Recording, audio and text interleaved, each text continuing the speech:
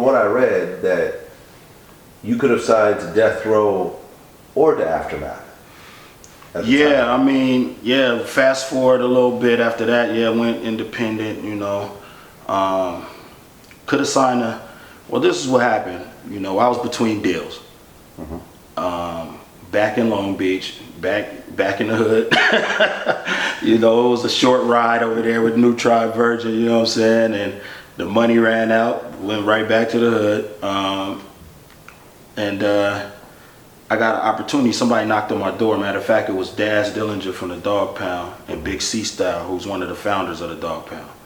And they knocked on my door and shit. I was living on Linden, on the east side of Long Beach, and they was like, yo, you want to go fuck with Suge? You know, and I was like, well, because Daz and Big Style had an imprint going through Death Row called Dog Pound Records. And this is when Snoop had already left. There was nobody there from the old Death Row, you know what I mean? Tupac was deceased, unfortunately. Suge was incarcerated, and Daz was like the last man standing over there. Corrupt was gone? Corrupt was gone too. Lady Rage. Everybody was gone. Only OG Death Row member there was Daz, as far as artists go. Wow, okay. You know, he offered me, him and Big C Style offered me a deal over there because Suge had given him the go ahead to get deals cracking. So I got on the radio. I think I was on Julio G's show, and I was like, "Yo, I'm about to," you know. He's like, "What's your next move?" I'm like, "Yeah, I'm thinking about going to Death Row." So as soon as I said that, somebody from Aftermath called my homie Big C Style and was like, "Yo, come over here. Let's talk." So we went over there. We saw Dre. It was my first time really being around Dre, like not just a, hey, what's up, how you doing, but you know, being inside the studio. We were at Record One or something where he records at, and DLC walking around, you know what I'm saying? And it's like, okay, I could really dig this environment right here, because I had hella respect for Dre, of course, and DLC and Exhibits walking around, and I'm like, okay, this is a cool environment. And we played some music for Dre, and Dre was like, yo, I want to fuck with you on some level. So I was like, okay, cool. But what it was a time thing. He was finishing up some albums, and I think he wanted me to kind of like kick back and just wait. And what was he releasing at that time? At that time, I think he was working on a Chronic 2001.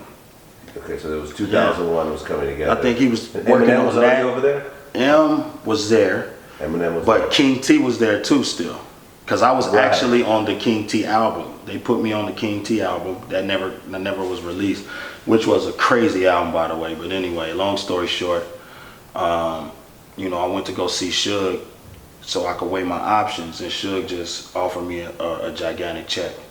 And you know, at the time I'm young, you know, I'm from the gutter, I'm taking care of people in my family, I'm trying to make sure, you know, my mom's is straight.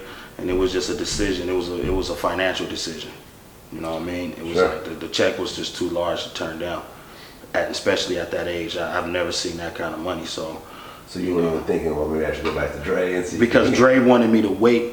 Well, this is what the conversation was, you know, kick back for a while. Let me finish these projects, and then we're gonna get busy.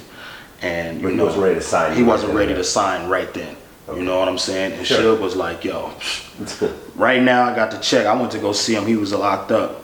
We damn near did the deal on napkins.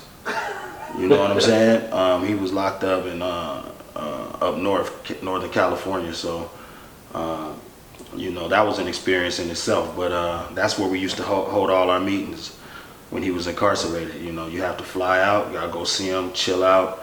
You know, he had finally got to the point where he could get contact visits, so we could all just sit at a table and we could discuss things, you know what I mean? And he'd get a little time to walk a little lap in a little yard or something. We'd walk around real quick, talk about a few things.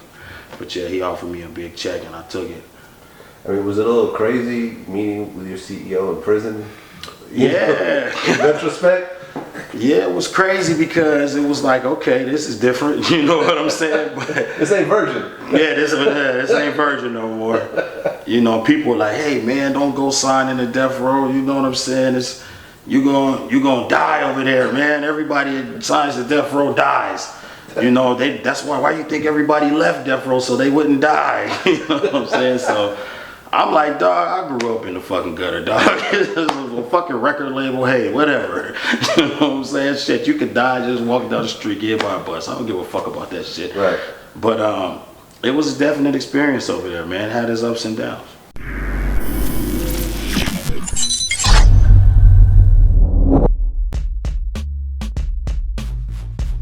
Last time I checked, Cat Williams is either going to end up dead or living forever.